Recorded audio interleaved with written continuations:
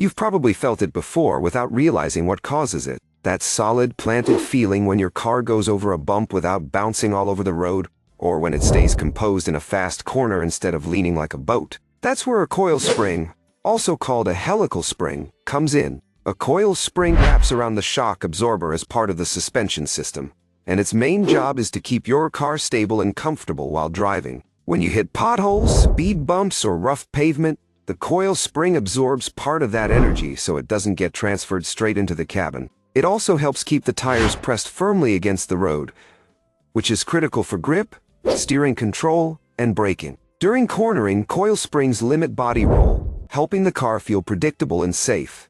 These springs are made from high-strength steel and are installed at all four wheels. Their thickness, length, and stiffness change depending on the vehicle's weight, size, and purpose. Most passenger cars and light trucks use coil springs, while heavy-duty trucks usually rely on leaf springs instead. If a car feels bouncy, sits unevenly, or handles poorly, worn coil springs are often part of the problem.